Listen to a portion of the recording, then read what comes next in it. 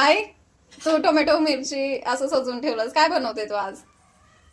काय नाही बघा, मी असं सजवलंय उगच नाही का, अशी मस्तीमध्ये केलंय. आंब्याची पण चटणी बनवणार आहे. 2 चटण्या बनवणार आहे आपण जेवताना तोंडी लावण्यासाठी.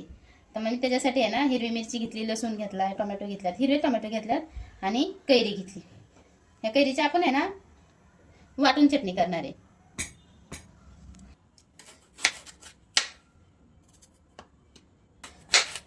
ह्या हिरव्या टोमॅटोची आहे ना आमटी पण खूप छान होते बघा.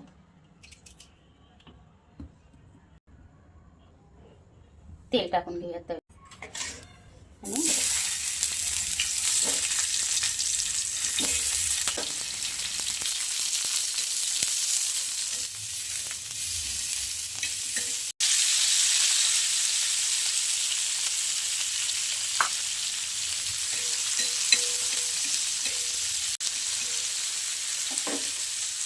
थोडंसं ना आपण ह्याला 5 मिनिटं झाकून ठेवूया.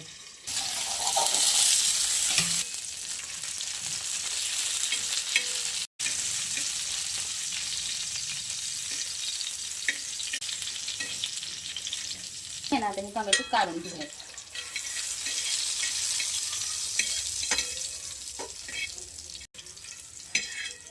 झाली ना आपण वाटून घेऊयात मिक्सरमध्ये. कोथिंबीर मी भरपूर सारी कोथिंबीर घेतली.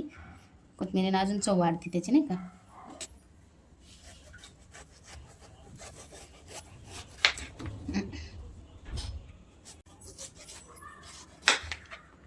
आपण सगळं असं आंब्याचे सालं काढून म्हणजे की गाभा काढून घेतलेला आहे आपण. तर आपण आता ह्याचे तुकडे करूयात बारीक बारीक तुकडे करायचे ह्याचे.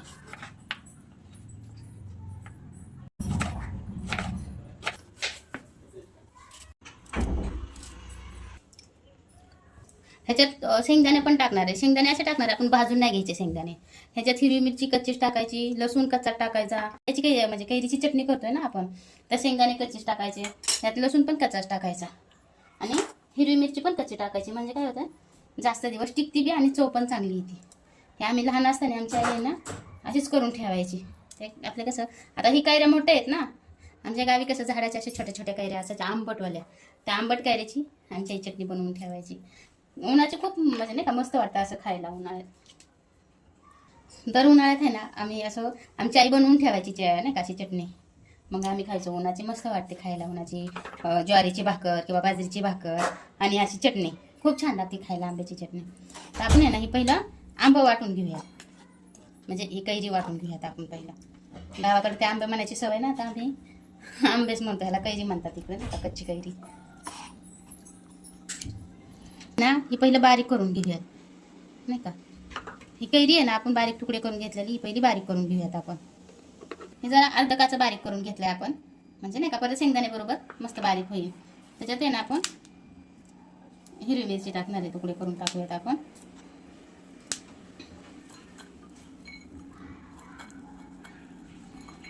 आपण ह्याच्यात शेंगदाणे टाकून घेऊयात.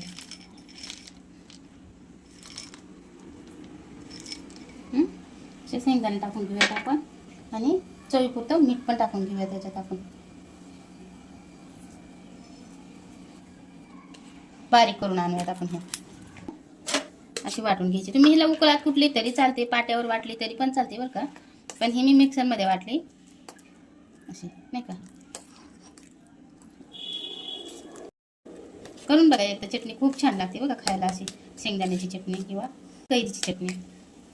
वाटीत काढून घेऊयात आता चटणी. यानं आपली कैरीची चटणी तयार आहे. ह्याच्यात काहीच टाकायचं नाही, हळद वगैरे, ह्याला तडका पण नाही द्यायचा. अशीच खूप छान लागते खायला. चटणी करून घेऊयात आता. ह्या भांड्यातच मी टोमॅटोची चटणी पण करणार आहे, कारण ह्यात मी कोथिंबीर घेतली थोडीशी आणि हिरवी मिरची, लसूण आणि हे टोमॅटो तळून घेतलं त्यात.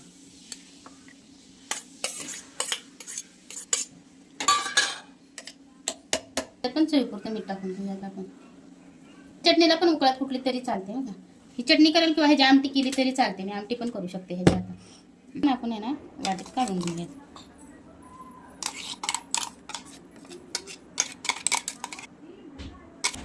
हे आपल्या दोन्ही चटण्या खायसाठी तयार आहेत. मस्त लागतात बघा, भाकरी संग, चपाती सोबत, भातासोबत सुद्धा खूप छान लागते ती चटणी खायला. कैरीची चटणी आणि हिरव्या टमाट्याची चटणी. आता आपण आहे ना भाकरी करूया त्याच्याबरोबर खायला ज्वारीची.